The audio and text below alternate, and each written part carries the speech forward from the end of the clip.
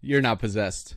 You're just on drugs. Welcome back, horror fans. I'm Leo, and Bootube Breakdowns is here to save your scary movie night.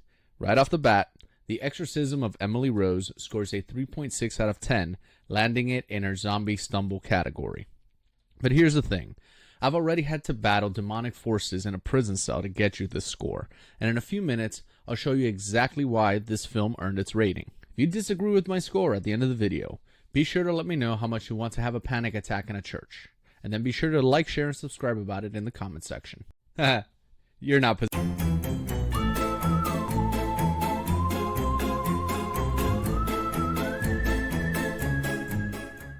In The Exorcism of Deborah Morgan. I'm so sorry, guys. Wrong fandom. In The Exorcism of Emily Rose, a priest stands trial for negligent homicide after performing an exorcism on Emily Rose, a college student whose violent seizures and hallucinations toe the line between medical crisis and demonic possession.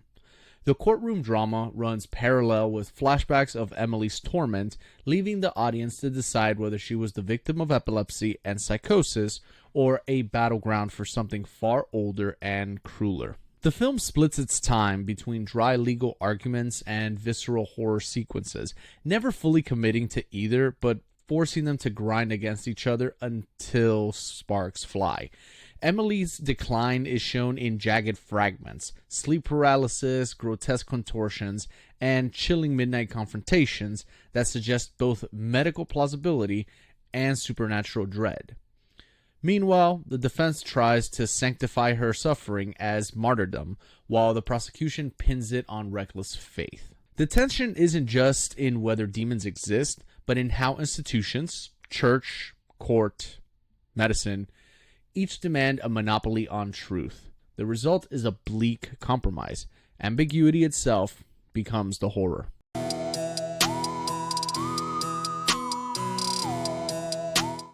An exorcism movie rebranded as a courtroom drama.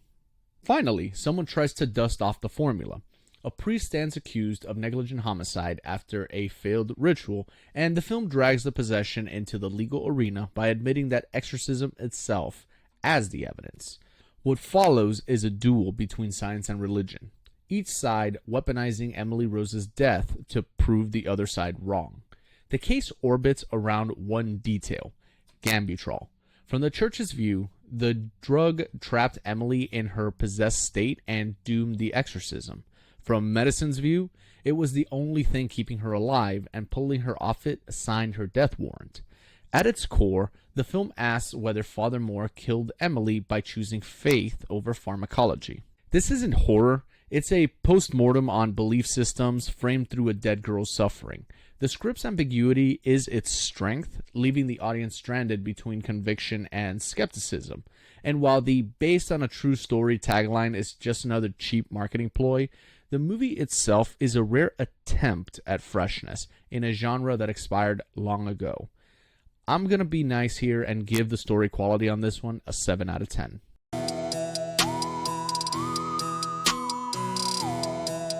Sloppy is the only word that fits. The film can't decide whether it wants to be a courtroom drama, an exorcism showcase, a Hannibal light rehash, or a bargain bin Omen tribute. So it tries to be all of them and ends up being none of them. Every horror beat feels stolen from something that worked better elsewhere. It's kind of like a Frankenstein collage of borrowed parts stitched together without any real rhythm. The irony is that the cast is loaded. You got Laura Linney, Tom Wilkinson, Campbell Scott, Jennifer Carpenter, Colm Farrell, all of them actually committing while the script collapses under its own indecision. One scene has you watching legal sparring. The next you're back to the ritual. Then Dr. Cartwright gets parachuted in just to die via car accident. A limp imitation at the Omen's priest kill, by the way. Ray's presence is even more baffling. He exists purely as Aaron's designated idiot foil, a character with no function beyond being called a dumbass. The character Carl Gunderson isn't any better. The boilerplate boss archetype who criticizes Aaron for coloring outside the lines, because apparently even demonic possession stories need office politics.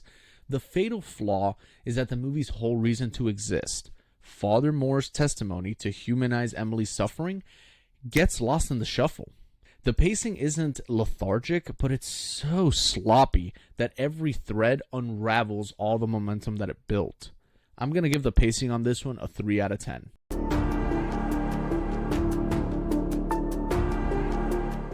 Now, I'm not going to lie, when this movie first came out, it scared the shit out of me. That uneasy blend of mental illness and demonic possession hit like a brick, unsettling in ways that most horror films never managed. But then again, that was, 20 years ago. I was 12 when this movie came out. Looking at it now with much more jaded eyes and my cynicism dialed to 11, what remains is a courtroom drama with a handful of jump scares duct taped on it. Strip away the nostalgia, and you're left with a spooker that forgets its only job: to spook. The contortions still impress, the hallucinations of Deborah are serviceable, and the premise of 6 demons instead of 1 carries genuine menace.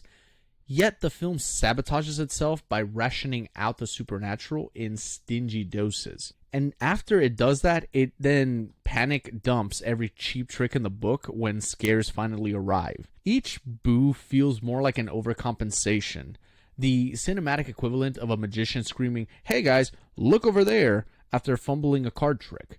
The atmosphere promises something darker, but the execution collapses under its own lack of restraint. I'd normally land middle of the road 5 out of 10, but there were 2 egregious cheap scares that are enough to drag it further in the pit. I'm going to give the final fear factor here a 3 out of 10.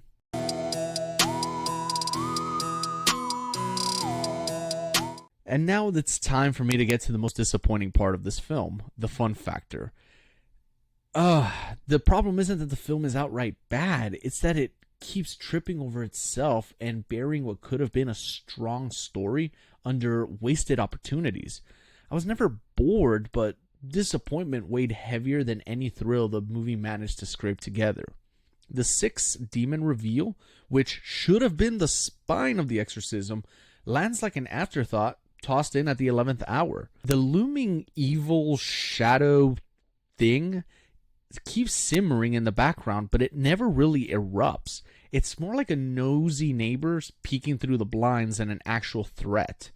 Dr. Cartwright is the biggest casualty of wasted potential, set up as a pivotal figure, then casually erased by a car accident, leaving both the horror thread and the courtroom drama emptier for it. The family technically exists, but you'd need a magnifying glass to prove it. Jennifer Carpenter sells the possession with contortions, voices, and facial tics, but even in 2005, it was a recycled spectacle, and 2 decades later, it plays even staler. The movie isn't hateful, just hollow, all build up with no payoff.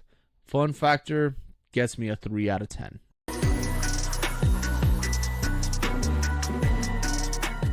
If you ever need a visual aid for the word contrived, just slap this movie's ending underneath it.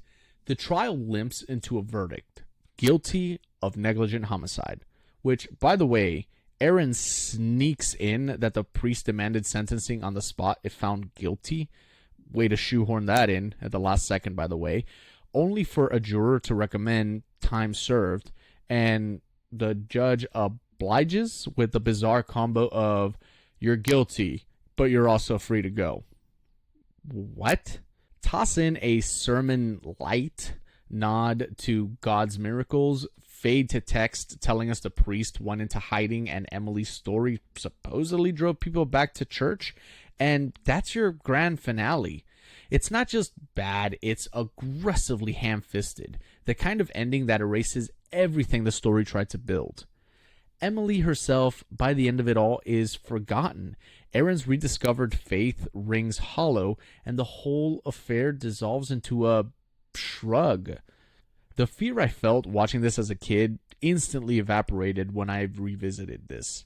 It was exposed for the clumsy scaffolding it always was. This isn't resolution, it's narrative malpractice. Ending scores a 2 out of 10.